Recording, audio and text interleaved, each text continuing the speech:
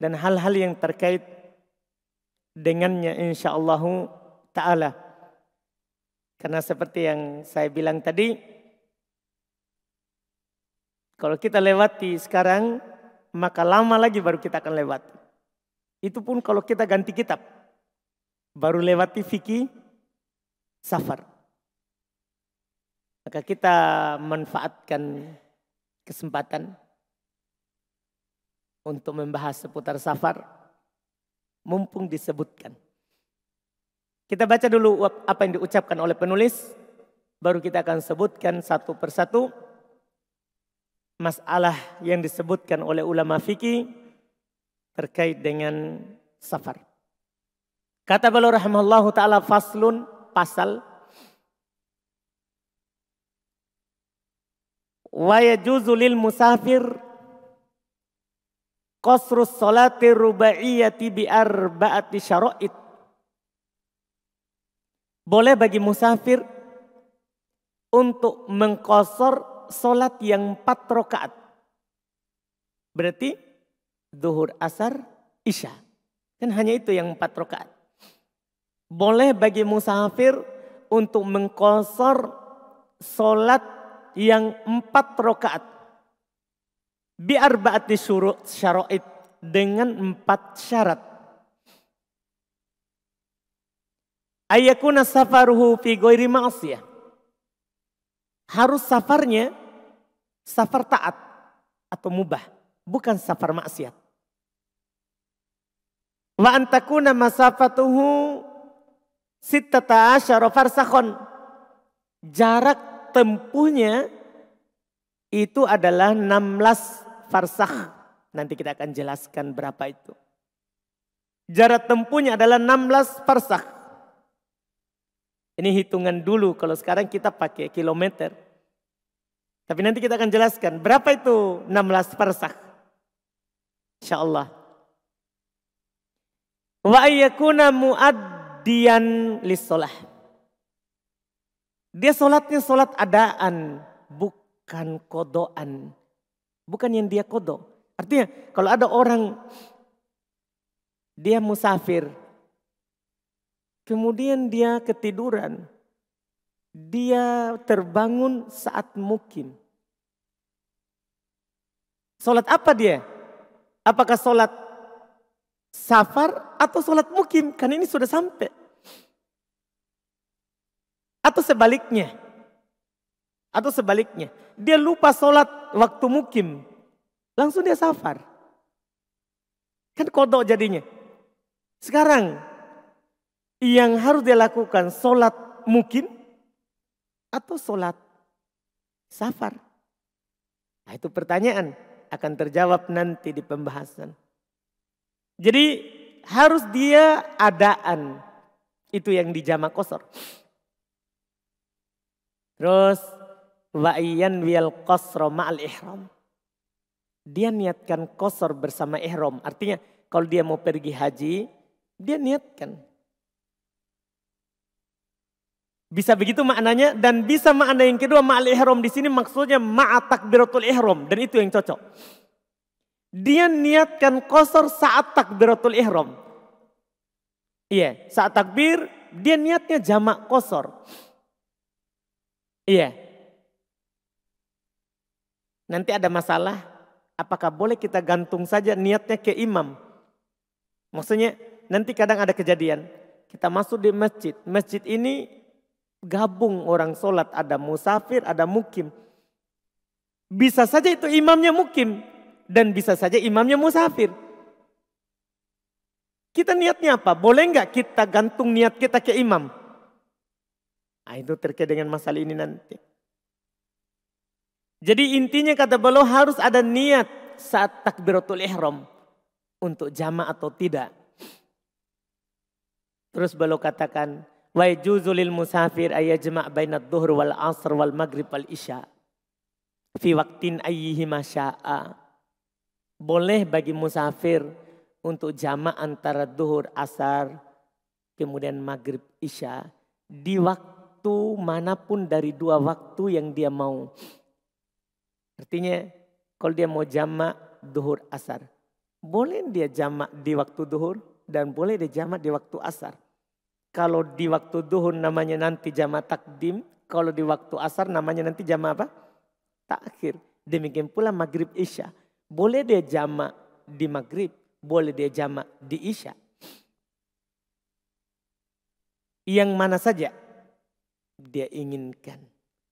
Ini di antara yang beliau sebutkan. Kemudian setelah itu beliau katakan wa yajuzu lil hadir fil matar ayyajma' bainahuma fi waqtil ula minhuma. Ini sebenarnya sudah bukan masalah safar. Ini sudah keluar dari pembahasan safar. Cuman beliau ikutkan karena kebetulan disinggung jamak. Apakah jamak itu hanya boleh di safar atau boleh juga di selain safar saat kita mukim? Maka beliau katakan boleh lil hadir, boleh untuk orang yang mukim untuk menjamak solat, ya, fil mator saat hujan, fi waktil ula minhuma, tapi di waktu yang pertama, bukan di waktu yang kedua. Kalau hujan sekarang, oh enggak apa-apa kita akhirkan maghrib nanti di waktu isya. Enggak boleh, karena bisa saja di isya berhenti hujan. Nah, ini masalah yang ini kita selesaikan dulu. Kalau ini memang dibolehkan. Boleh kita jamak sekali-sekali saat kita mukim. Tapi jamaknya bukan jamak kosor. Jamaknya sempurna. Maghrib 3, isya 4. Boleh. Ini ada dalil dari Nabi kita Muhammad SAW dinukil oleh Ibn Abbas dalam riwayat Imam Muslim. Ini kita langsung selesaikan saja yang ini karena mudah. Kan ini beliau cuma selipkan di masalah jamak. Tidak ada hubungannya dengan safar. Beliau selipkan, ini masalah. Boleh jamak kalau hujan. Saat mukim. Tapi jamaknya di waktu yang pertama, bukan di waktu kedua. Dalilnya adalah apa yang dinukil oleh Ibn Abbas dalam riwayat Imam Muslim. Beliau berkata, jama'a bil Madinah baina dhuhr wal asr wal maghrib wal isya min ghairi khaufin wala matar. Nabi SAW menjamak di Madinah. Di Madinah artinya saat belum mukim. Lagi tidak safar. Antara duhur dan asar, maghrib dan isya. Min ghairi khaufin wala matar. Tanpa ada rasa takut, bukan lagi perang. Wala matar, bukan pula saat hujan. Ini yang tersurat, terlafatkan. Yang tersirat, mafhum mukhalafah, pemahaman kebalikannya. Kan kata Ibnu Abbas, Nabi pernah jamak.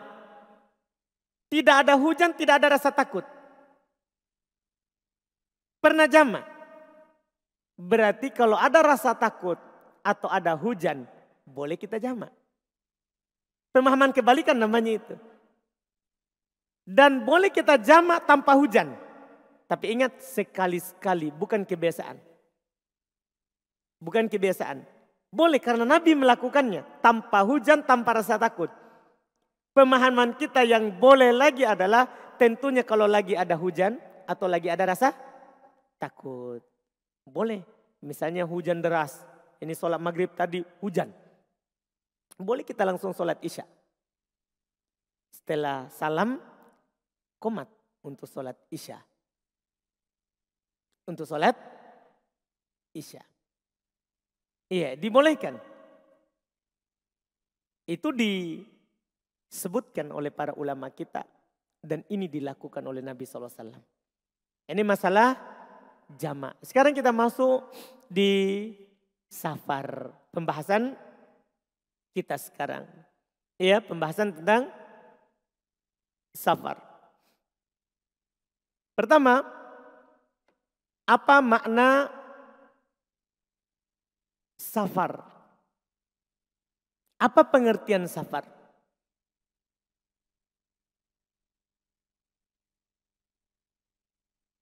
As-safar, ini kita selalu bilang safar, itu sudah bahasa Arab. Itu bahasa Arab. As-safar secara bahasa adalah qat'ul masafah.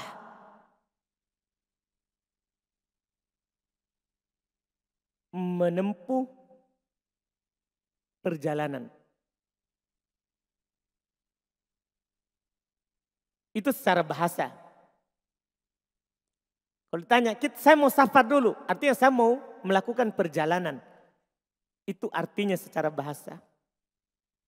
Adapun menurut istilah syar'i, menurut pengertian dan pemahaman yang disebutkan dalam lisan syariat, kalau Allah Subhanahu wa taala sebutkan safar atau Nabi SAW sebutkan safar, maka apa maksudnya? Kata para ulama fikih, dia adalah mufaraqatul mahal. Mufaraqatu mahallil iqamah biniyatid darbi fil ard. Meninggalkan tempat tinggal dengan niat melakukan perjalanan di atas permukaan bumi. Niatnya itu. Meninggalkan tempat tinggal dengan niat melakukan perjalanan di atas permukaan bumi. Itu arti safar. Iya. Kapan kita tinggalkan tempat tinggal kita dengan niat melakukan perjalanan? Kalau ada orang tinggalkan rumahnya tapi tidak niat safar, dia cuma mau ke toko, mau ke tetangganya, bukan perjalanan, maka bukan safar namanya. Ini pengertian safar.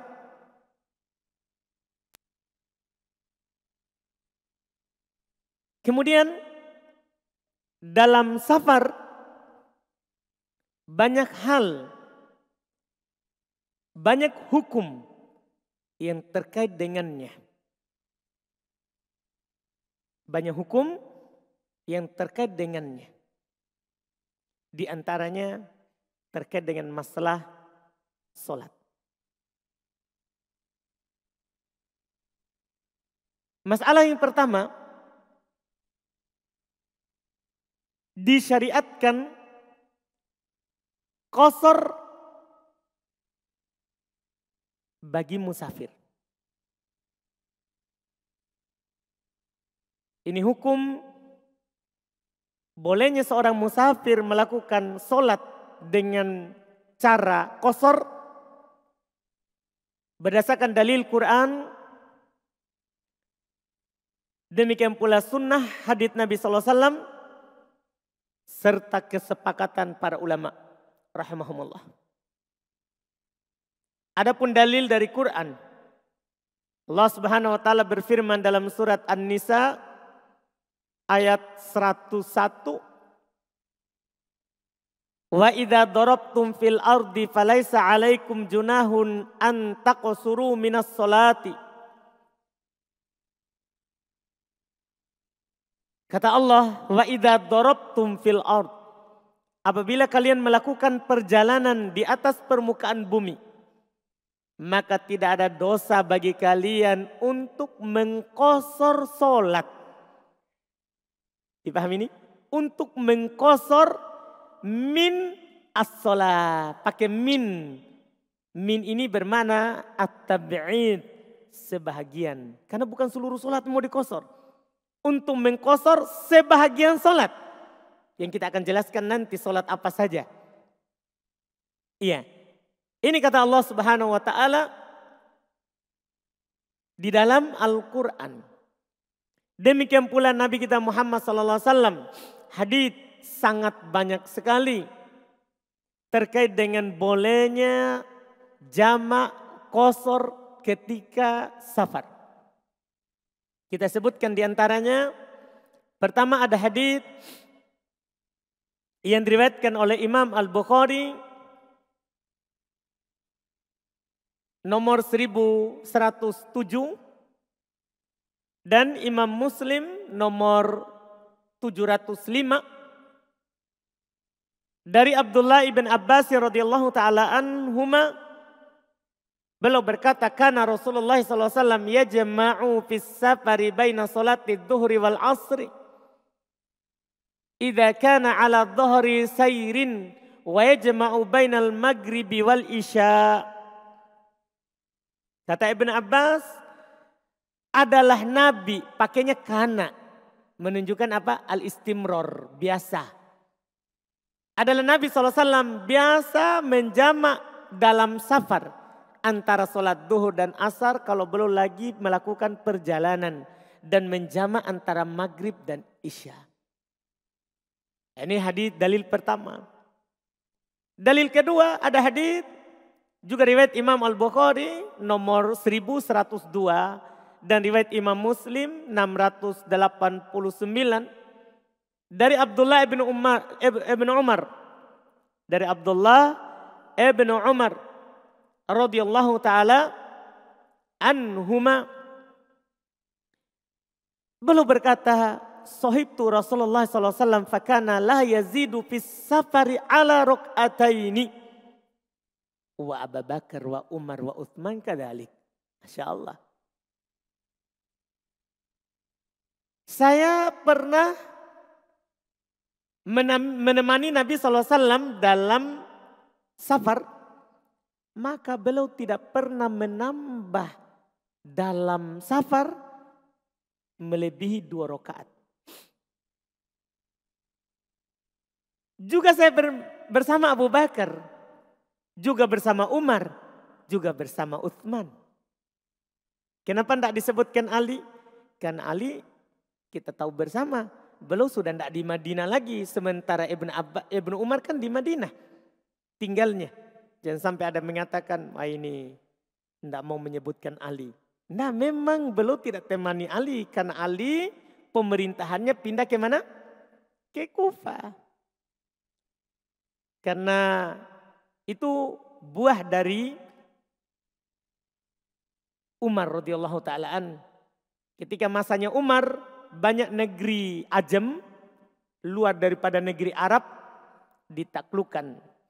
Sehingga kalau masih pemerintahannya di Arab, jauh jaraknya. Maka Ali memusatkan pemerintahannya di negeri Ajam. Di negeri bukan negeri Arab, yaitu di Kufah. Kenapa di Kufah? Karena di sana dulu, lewat arah sanalah Umar memperluas. Ia negeri Muslim. Jadi beliau sekarang sebutkan cuma 4 orang. Karena semuanya tinggal di Madinah. Saya safar bersama Nabi, bersama Abu Bakar, bersama Umar, bersama Utsman. Mereka semua ini tidak menambah dalam safar daripada 2 rakaat. Artinya selalu sholat 2 rakaat. 2 rakaat. Ini hadits yang kedua, dan banyak lagi hadits yang lain yang menunjukkan bolehnya, disyariatkannya qasar dalam safar. Dan ini disepakati oleh para ulama, tidak ada silang pendapat. Tidak ada silang pendapat bahwa musafir disyariatkan untuknya jamak qasar. Disyariatkan untuknya jamak qasar. Dinukil kesepakatan oleh Al-Imam Ibnu Mundir, dinukil juga oleh Al-Imam Ibnu Qudamah rahimahullahu ta'ala. Iya, Ibnu Mundir, Imam Ibnu Qudamah, demikian pula Al-Imam An-Nawawi rahimahullahu ta'ala menukil kesepakatan akan bolehnya jamak qasar bagi musafir. Itu disyariatkan. Pembahasan berikutnya, hukumnya apa? Kan disyariatkan. Tapi ini apakah disyariatkannya wajib atau sunnah? Ini harus juga ditahu. Iya, hukum qasar ketika safar apa? Kalau ini diperselisihkan.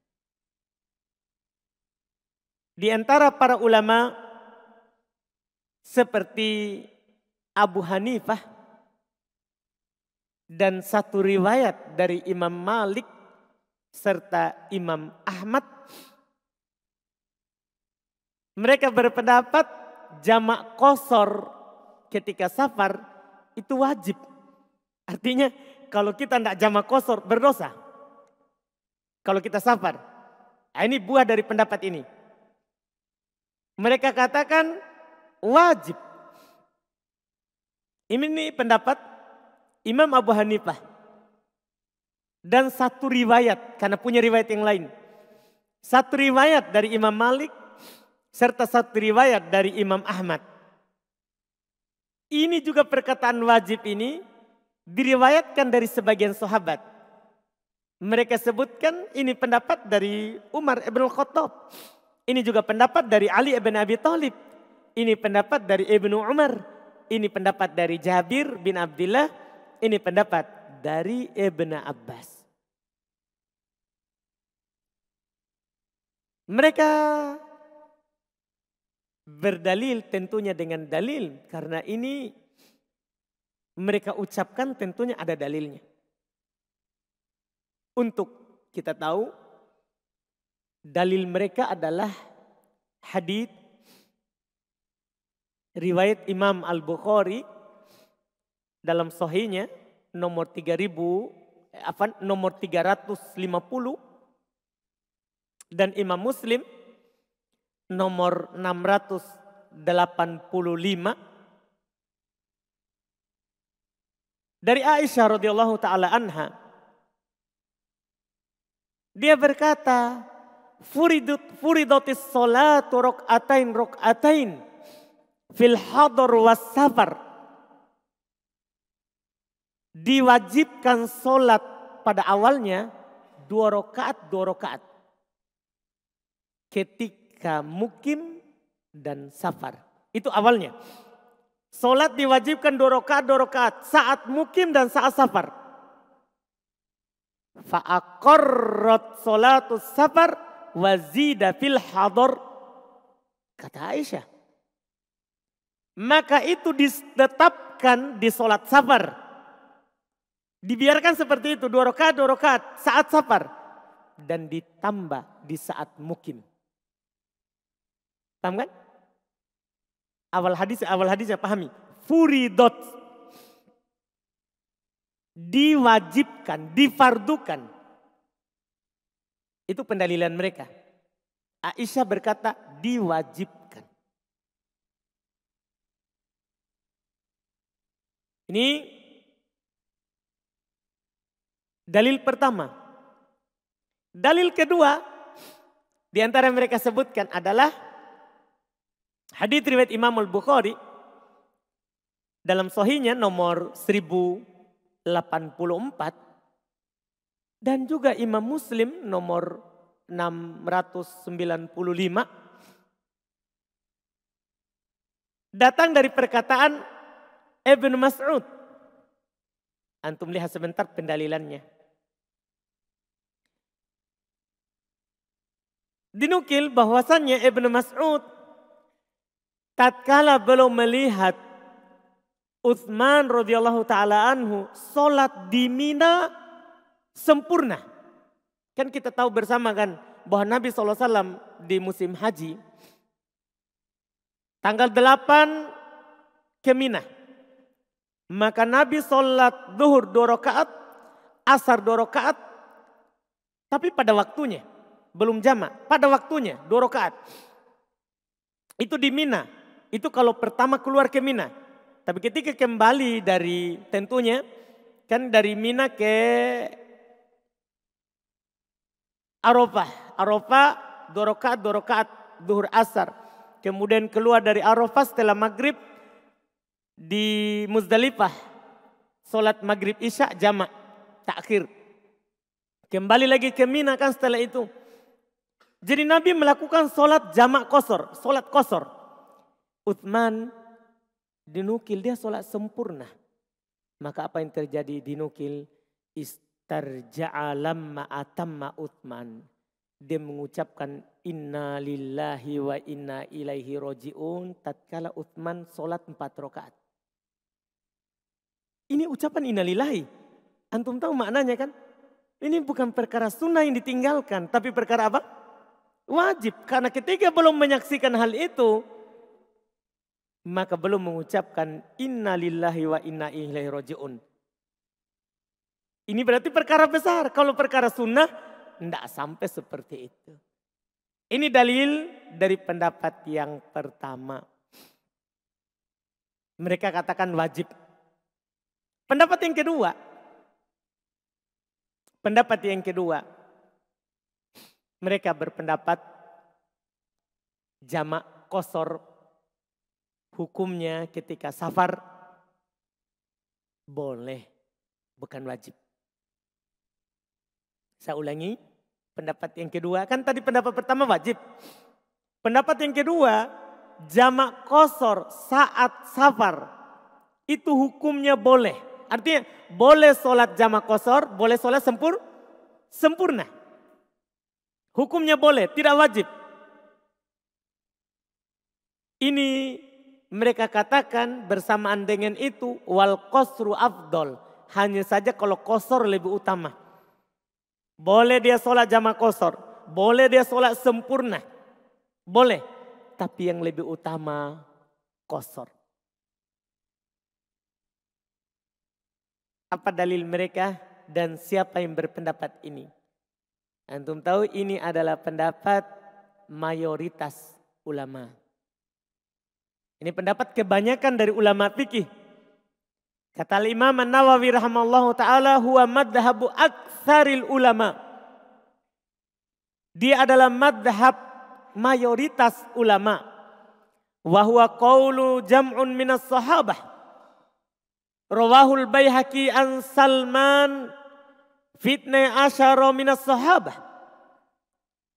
Ini adalah pendapat sekelompok dari sahabat. Diriwayatkan oleh Al-Baihaqi dari Salman bahwa ini pendapat 12 orang sahabat. Artinya banyak sahabat yang berpendapat bahwa jamak qasar saat safar boleh, bukan wajib. Dalil mereka karena pendapat pertama kan ada dalil. Pendapat kedua ini apa dalilnya? Mereka katakan Allah Subhanahu wa taala berfirman tadi di surat An-Nisa yang kita sudah baca 101. Falaisa 'alaikum junahun an taqsuru minas shalah. Tidak ada dosa bagi kalian untuk mengqasar salat. Tidak ada dosa bagi kalian untuk mengqasar salat. Lafaz tidak ada dosa. Apa maksudnya itu? Apa maksudnya?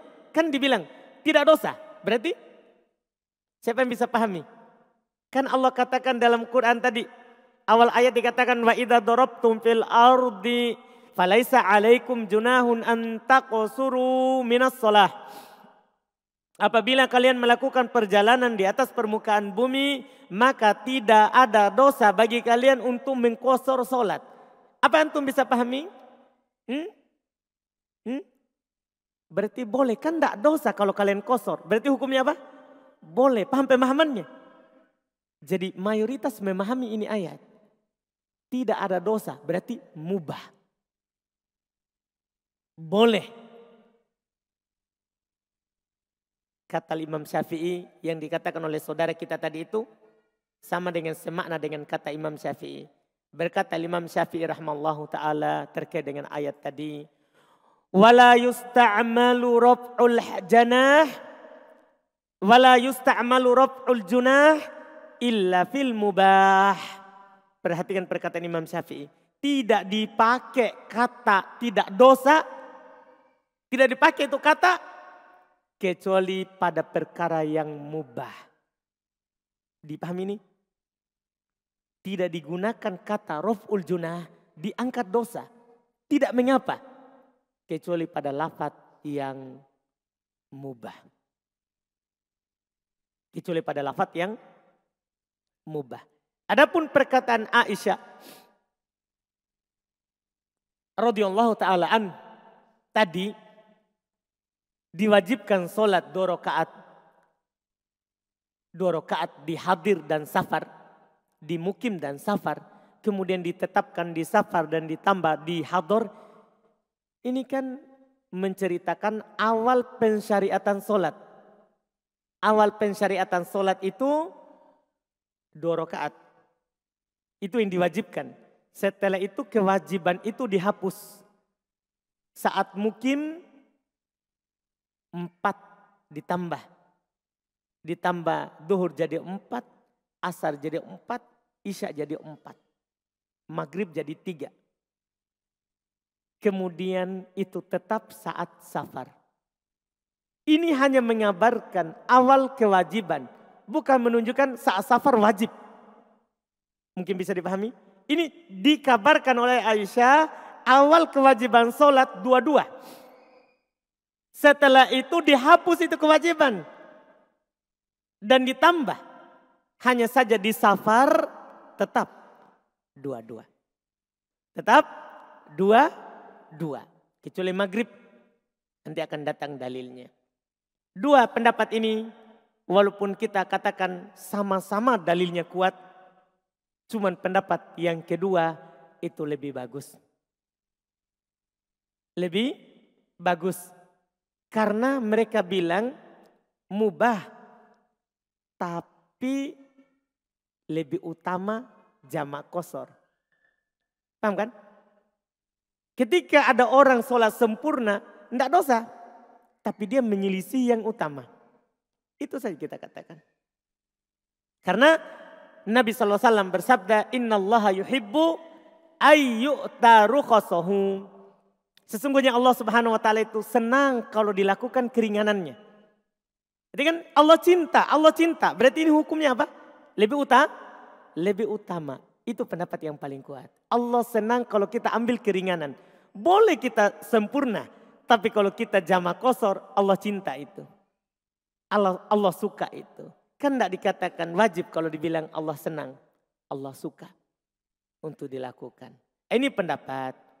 Ini adalah pendapat yang belum sebutkan. Walaupun sekali lagi para ulama kita berselisih pendapat. Berselisih pendapat masing-masing ada dalilnya. Cuman kalau kita ambil pendapat kedua itu lebih ringan. Itu lebih ringan. Itu kita katakan boleh tapi lebih utama jamak qashar. Lebih utama jamak qashar.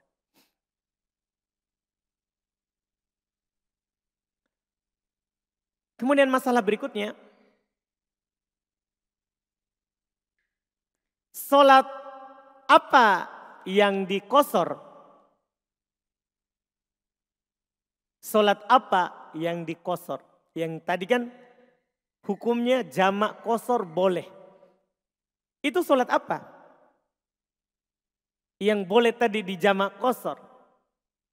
Maka dalam pertanyaan ini kita jawab dengan penukilan Al-Imam Ibnul Mundhir, beliau ulama Syafi'iyah. Beliau berkata, ajma'a ahlul ilm ala anna liman safara safaron yuqsaru fi mitlihi shalah wa kana safaruhu fi hajjin aw umratin aw jihadin ayyaqsurud duhur wal asr wal isya kullu wahidatin minha rak'atain. Kata beliau rahimahullah, sepakat ahli ilm, sepakat para ulama bahwasannya bagi siapa yang safar, yang mana safarnya itu adalah safar yang boleh dijamak qashar salat padanya. Yang nanti kita akan sebutkan. Safar yang bagaimana itu, jarak tempuhnya berapa. Ini penukilan dulu untuk salat yang boleh dijamak qashar. Kata beliau sepakat ulama bahasanya bagi orang yang bersafar, yang safar yang dibolehkan padanya jamak salat. Untuk mengqashar salat. Dan safarnya adalah apakah di haji atau safarnya di umroh atau safarnya karena jihad. Untuk mengqashar duhur, asar, isya. 3. untuk tiga solat untuk mengqasar duhur, asar, isya. Kullu wahidatin minha rakaatain. Setiap salah satu darinya 2 rakaat. Maksudnya berarti duhur 2, asar 2, isya 2. 3 itu. 3 itu. Kemudian, apakah boleh menjamak subuh ke selainnya? Jadi tiduran subuh tidur saja. Adzan nanti jamak di zuhur. Iya. Atau boleh nggak jamak sholat asar ke maghrib? Kan tadi kita sudah bilang bahwa yang boleh dijamak qasar itu adalah duhur, asar, isya. 3. Sekarang ini boleh nggak kita jamak subuh ke duhur misalnya. Asar ke maghrib. Itu pertanyaan sekarang. Pertama, tidak boleh menjamak sholat maghrib dan sholat subuh. Itu dulu pertama. Tidak boleh dikurangi rakaatnya. Dan ini dinukil kesepakatan oleh Ibnul Mundhir rahimahullah. Beliau berkata, wa ajma'u ala an la yuqsar fi sholatil maghrib wa sholatis subuh. Para ulama bersepakat bahwasanya tidak boleh qasar di sholat maghrib dan tidak boleh qasar di sholat subuh. Artinya maghrib 3 menjadi 2, subuh 2 menjadi 1. Tidak boleh.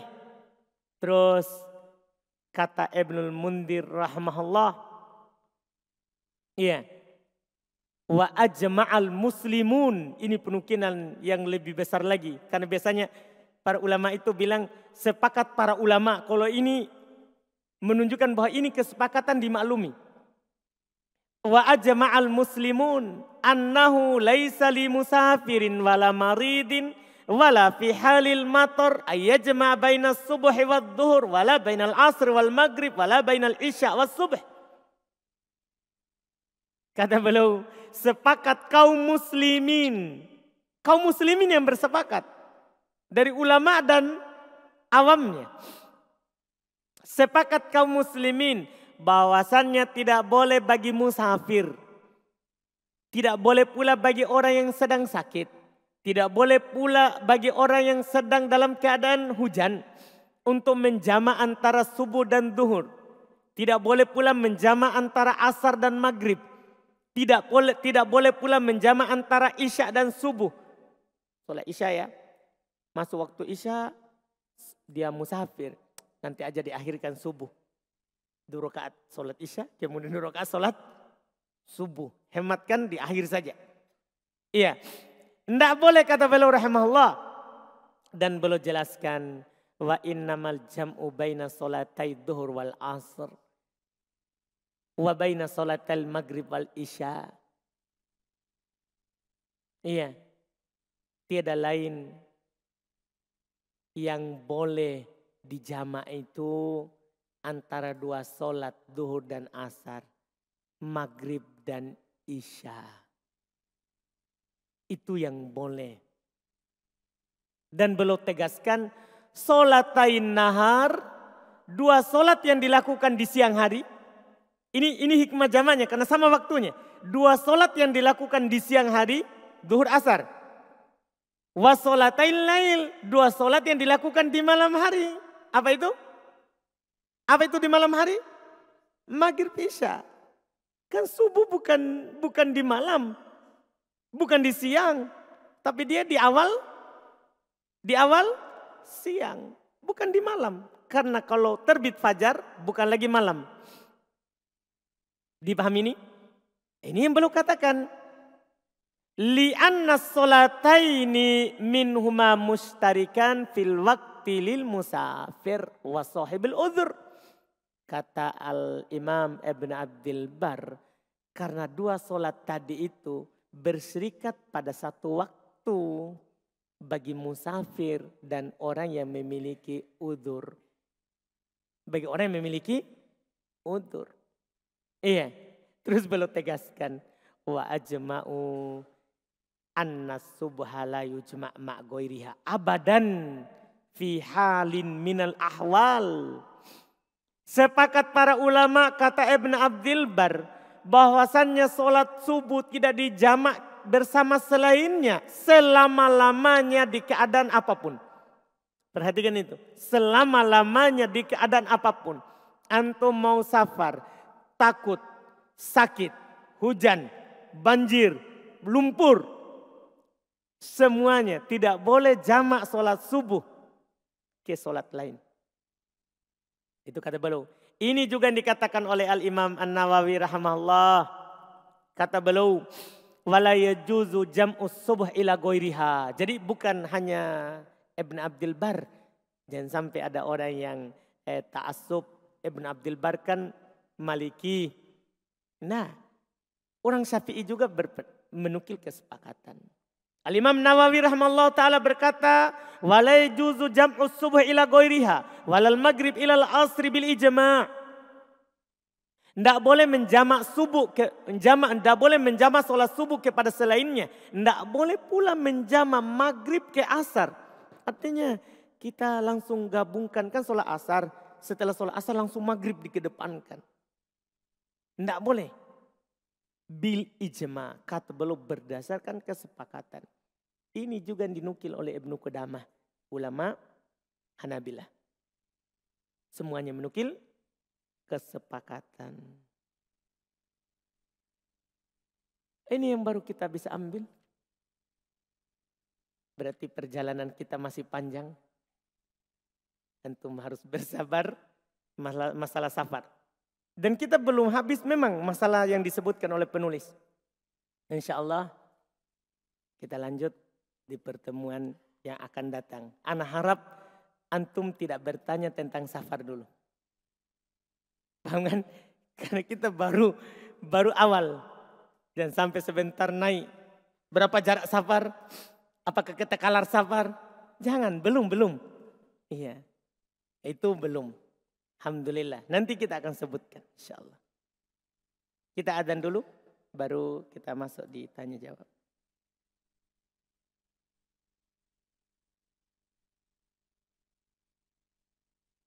Baik, kita membaca di sini pertanyaan.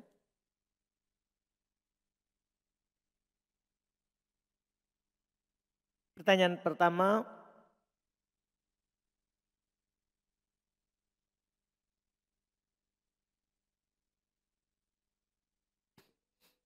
Tadi ana luput mencatat syarat bagi musafir boleh mengqashar solat yang 4 rakaat dan memiliki 4 syarat. Apa saja syaratnya Ustadz? Tadi maksudnya yang disebutkan oleh penulis ya. 4 ini yang luput ini katanya yang disebutkan oleh penulis tadi. Belum sebutkan 4 syarat. Syarat pertama dia safar bukan maksiat. Syarat kedua, jarak tempuhnya harus 16 farsakh. Kemudian harus sholatnya adaan, bukan kodoan. Kemudian syarat keempat, harus niat. Harus berniat saat takbiratul ihram. Itu 4 syarat. 4 syarat yang disebutkan oleh penulis rahimahullahu ta'ala tadi.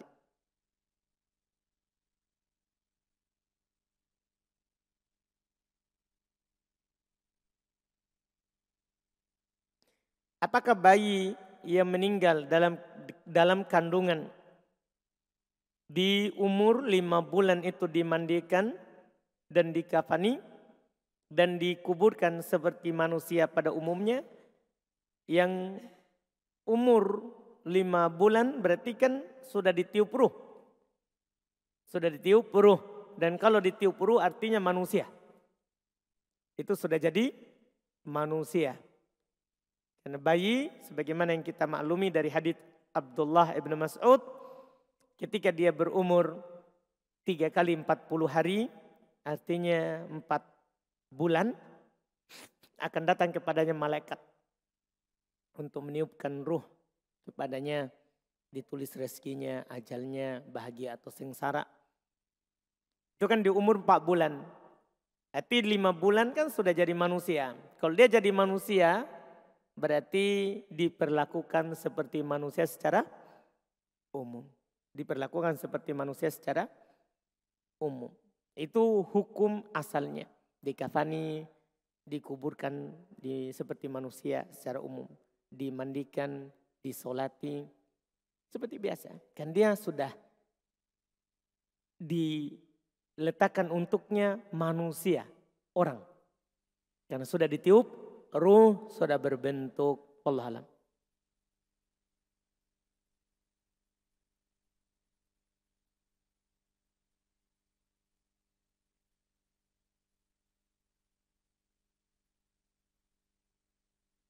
Apa hukumnya mencuci ari-ari dan dimasukkan ke kendi setelah istri melahirkan?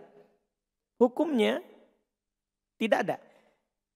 Iya, kalau ada yang meyakini sesuatu maka itu khurafat dan tatoyur. Tidak dinukil dari Nabi SAW ari-ari itu diapakan. Tidak dinukil. Hanya ada penukilan dari Ibnu Umar. Bahasanya belum menguburnya. Bahasanya belum menguburnya. Tentunya dikubur supaya tidak mengganggu kaum muslimin baunya. Ya, boleh dibuang. Tidak dinukil dari Nabi SAW. Boleh dibuang. Karena bukan manusia. Bukan manusia. Itu kan hanya ya alat yang dipakai, yang digunakan. Yang menjadi sebab bayi itu mendapatkan makanan. Lewat itu. Maka tidak dinukil dari Nabi SAW diapakan.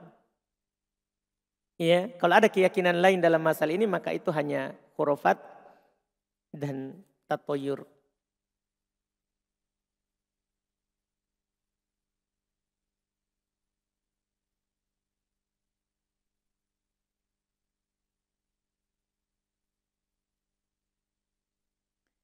Yang mana yang lebih utama? Jauh dari orang tua untuk menuntut ilmu dengan lingkungan sunnah atau dekat dari orang tua untuk membantu kerjaannya dan kadangkala ibu anak membutuhkan anaknya di sampingnya karena beliau juga sering sakit. Wajib sama orang tua bukan utama. Kita harus sama orang tua. Menuntut ilmu itu sunnah. Tapi membantu orang tua merawatnya itu wajib. Itu wajib. Allah gandengkan berbuat baik kepada orang tua itu dengan perintah ibadah kepadanya. Perintah ibadah kepadanya. Banyak sekali ayat yang menyebutkan. Ketika Allah sebutkan haknya, maka Allah sebutkan hak orang tua. Nabi juga pernah ditanya, man ahaqqun nasi bibirri, siapa orang yang berhak mendapatkan perbuatan baikku? Kata Nabi, ummu, ibumu. Ibumu. Ditanya lagi kedua, ibumu. Tanya lagi ketiga, ibumu. Ditanya lagi keempat, bapakmu. Jadi itu orang yang paling berhak untuk mendapatkan kebaikan kita. Iya. Jadi di sini tidak ditanyakan yang paling utama. Kita wajib ya, melayani orang tua kita. Ketika dia butuhkan, kecuali dia izinkan. Kecuali dia izinkan. Ini tadi yang saya ingatkan, ketika kita bersafar lalu mendapati Jumat. Maka apa harus kita lakukan? Nanti. Kan saya sudah bilang, jangan dulu bertanya masalah safar. Tadi itu saya jawab karena luput dari ucapan penulis 4 tadi. Adapun masalah safar akan datang semuanya. Termasuk itu. Sama dengan nanti gimana kalau saya saat safar terus Id. Ada Id saat safar. Nah, itu juga nanti. Iya. Jangan lagi bilang gimana kalau saya safar tidak ada air. Nanti. Semuanya nanti. Iya, kita akan sebutkan. Iya, sabar. Semoga bisa 2 kali pertemuan atau 3 kali. Tidak apa-apa, alhamdulillah. Ini seperti yang saya bilang tadi, ini sekali lewat. Sama dengan nanti hukum Jumatan, sholat Jumat. Itu juga kita akan bahas nanti luas karena sekali lewat. Beda kalau masalah-masalah ringkas. Sholat istisqo, sholat khusuf. Ini kan kadang. Tapi yang kita sering lakukan itu harus kita pertajam. Karena kita tidak tahu apakah akan baca lagi atau tidak. Iya, itu insya Allah ta'ala masalah-masalah yang kita butuhkan di keseharian kita, itu kita rinci. Alhamdulillah. Dan antum bersabar untuk mendapatkannya.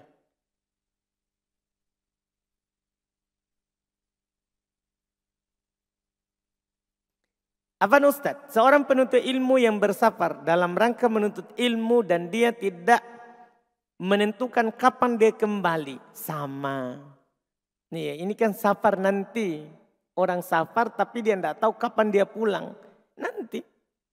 Masuk nanti dalam menuntut ilmu, dalam bekerja dunia bahkan. Yang penting bukan maksiat. Karena maksiat diperselisihkan.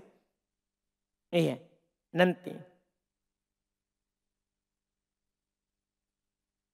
Berdosakah seorang yang bermudah-mudahan memakai barang yang tidak ia ketahui pemiliknya? Misalnya seperti sandal swallow atau semisalnya dari sandal-sandal mudahan.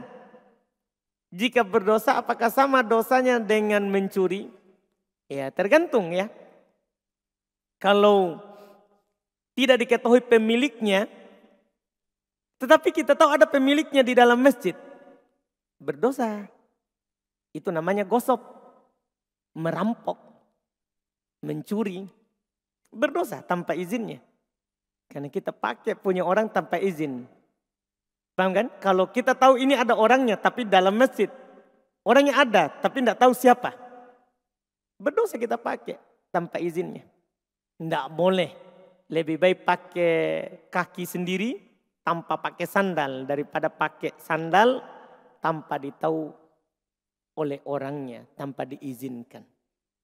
Ya, ini yang pertama. Yang kedua, kecuali ada sandal seperti ini memang sandal dakwah judulnya orang. Sandal umum, siapa saja yang pakai dia persilakan. Nah, itu tidak berdosa. Tapi kalau ada pemiliknya, ini sandal biasanya tidak ada. Ada taklim baru ada Jumat baru ada. Nah, ini ada orangnya, haram kita pakai. Haram kita pakai, tidak boleh. Berdosa hukumnya. Berdosa hukumnya, karena kita pakai tanpa hak. Kita pakai tanpa hak.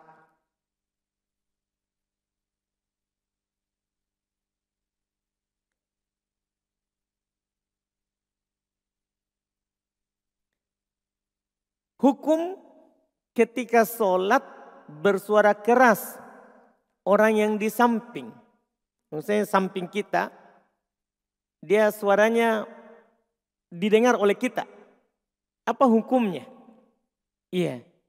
Pertama, seorang yang sholat, dia memang para ulama sebutkan kalau itu adalah sholat sirriyah, sholat yang tidak dikeraskan bacaannya. Atau kita sholat jahariyah tapi kita sebagai makmum. Para ulama bersepakat harus dia berucap. Cuman berucapnya ini para ulama berselisih pendapat. Berucapnya ini gimana? Maka ada yang mengatakan dia perdengarkan dirinya. Ada yang menyatakan dia perdengarkan orang di sampingnya. Jadi itu perlu diperhatikan. Jangan sampai dia berpendapat itu. Dia berpendapat bahwa dia perdengarkan orang di samping. Ya, dan perlu diketahui oleh orang yang menjaharkan suaranya itu, jangan sampai dia mengganggu orang di sampingnya. Jangan sampai hanya berpendapat, oh ini pendapat madhabku.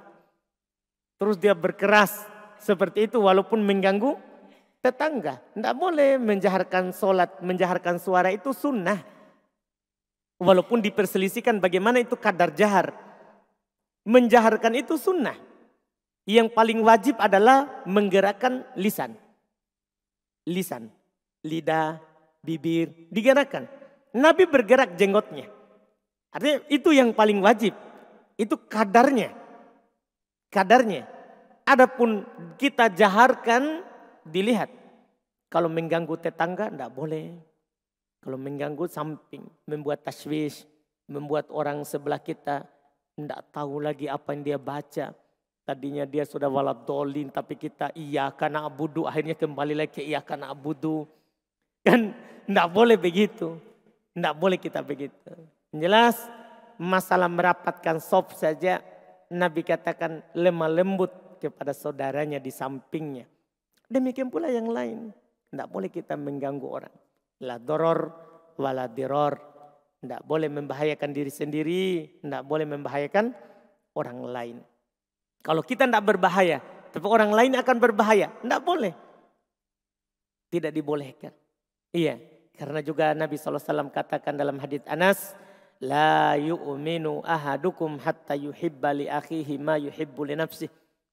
Tidaklah beriman salah seorang dari kalian sampai dia mencintai untuk saudaranya apa yang dia cintai untuk dirinya. Bagaimana dia kalau ada orang di sampingnya baca juga keras? Pasti dia tidak suka. Kan akan terganggu. Maka demikian pula saudara kita di samping. Dia tidak suka apa yang kita tidak suka. Itu semua perlu diingat dalam masalah kebersamaan. Wallahualam.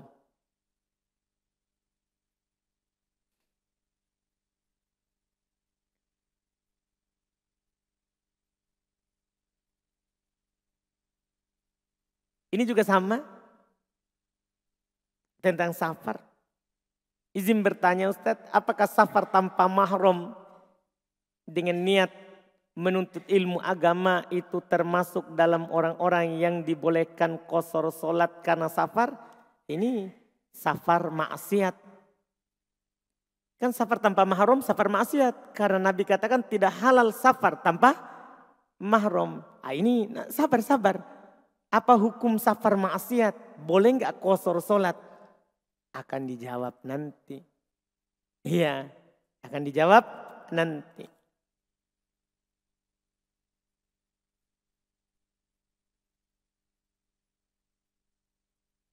Sama juga doanya dengan ini. Bolehkah menjamak qasar solat orang yang memperoleh kerja atau dan ditempatkan di luar kota?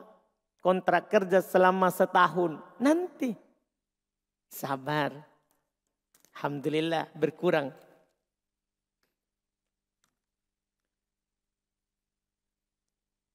Ketika kita safar di hari Jumat.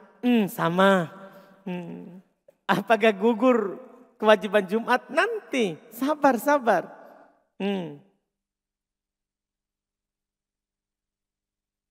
Apakah ada dalil tentang bolehnya perempuan menziarah kubur? Ziarah kubur bagi perempuan.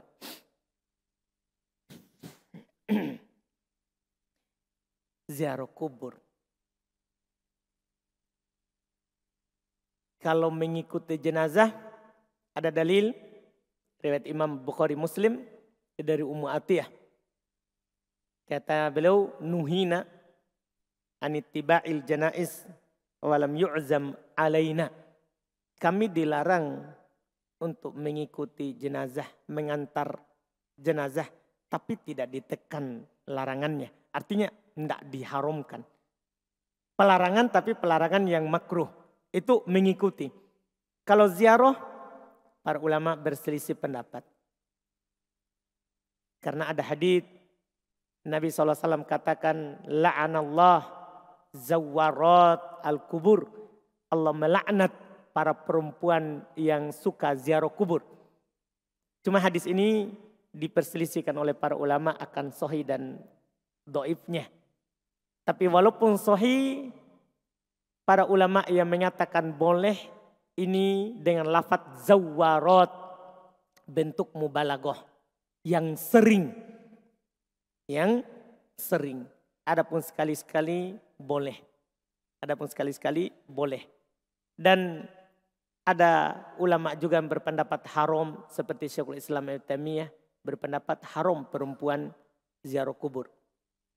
Tapi yang sahihnya dan yang benarnya boleh. Apa dalilnya? Dalil pertama hadits riwayat Imam Al-Bukhari dan Imam Muslim bahwa Nabi SAW pernah lewat di kuburan dan belum melihat ada seorang perempuan yang menangis di kuburan. Maka Nabi SAW melarangnya, mengingatkannya. Ya, ittaqillaha wasbiri. Kamu bertakwalah kepada Allah dan bersabarlah. Nabi menasihatinya. Kan dia menangis di kuburan. Perempuan ini karena dia tidak kenal Nabi SAW. Dia bilang, ilaika anni, pergi dariku. Kamu tidak tahu apa yang ditimpa kepada saya. Maka tatkala dia tahu bahwa itu adalah Nabi kita Muhammad SAW. Dia pergi ke Nabi SAW dan minta maaf. Nabi hanya berkata kepadanya, innamas sabru inda sodamatil ula. Kesabaran itu di goncangan pertama. Belum tidak bilang, kamu tidak boleh ziarah kubur. Yang belum larang, belum cuma takziah. Kamu jangan nangis. Bertakwa kepada Allah, kamu bersabar. Kamu bersabar. Jadi dia ke kuburan, Nabi tidak bilang, kamu tidak boleh ziarah kubur. Dalil kedua, Nabi SAW pernah keluar di siang panas. Belum pergi ke kuburan baki ziarah kubur. Dan Aisyah mengikutinya. Kemana Nabi SAW? Aisyah radhiyallahu ta'ala anha mengikutinya. Dan tidak dinukil bahwa Nabi melarangnya. Tidak dinukil Nabi melarangnya. Terus juga Aisyah pernah bertanya. Kalau saya ziarah kubur apa yang saya ucapkan? Kan dia bertanya. Nabi tidak bilang. Nabi malah mengajarkannya doa ziarah kubur. Assalamualaikum ya ahlad diyar. Iya. Jadi Nabi malah ajarkan kepadanya doa ziarah kubur. Nabi tidak bilang, enggak usah kamu tahu. Kan tidak boleh ziarah kubur kalau perempuan. Ini semua menunjukkan apa? Boleh. Dan itu pendapat yang kuat. Itu pendapat yang kuat. Boleh walaupun jangan diseringkan.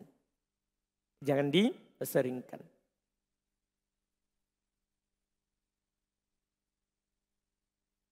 Kemudian pertanyaan berikutnya. Apa hukumnya mengakikah anak laki-laki dengan memotong 2 kambing yang berbeda? 1 jantan dan 1 betina. Boleh. Berakikah sama dengan berkurban. Boleh jantan, boleh betina. Boleh jantan-jantan, boleh betina-jantan. Boleh jantan betina, boleh betina-betina bahkan.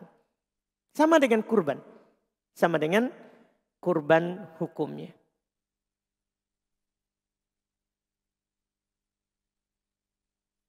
Baik, ini utang ditagih. Di sini ada katanya pertanyaan, Ustadz, kenapa hadiahnya akhwat yang menghafal wazan fi'il belum dibagikan? Ini pertanyaannya kenapa? Karena saya tidak tahu. Saya kira sudah dibagikan. Iya, saya kira sudah dibagikan. Tapi kita akan segera bagikan. Daud, saudara, salahmu ini bukan salah saya. Saya sudah amanahkan ke Daud. Saya sudah kasih tahu. Tapi mungkin karena Daud belum punya istri. Jadi dia tidak tahu ke belakang ini gimana caranya. Apakah langsung dituang ke belakang atau bagaimana. Jadi beliau belum punya hubungan di belakang. Semoga akan segera punya hubungan. Iya. Tapi jangan dulu, dia mau ke Yaman. Tidak apa-apa diaminkan. Iya, baik. Alhamdulillah. Jadi nanti Daud, saudaraku. Masa ikhwah antum bagi, akhwat tidak? Alhamdulillah. Wah, bahaya besar ini sudah lama sekali ya. Ditagih sudah. Sampai ditagih. Cukup kan? Langsung dia mau sekali berhenti. Alhamdulillah. Baik, kita cukupkan, insya Allah kita lanjutkan di pertemuan akan datang. Pembahasan kita tentang safar. Subhanakallahumma hamdik. Asyhadu an la ilaha illa anta astaghfiruka wa atubu ilaik. Assalamualaikum warahmatullahi wabarakatuh.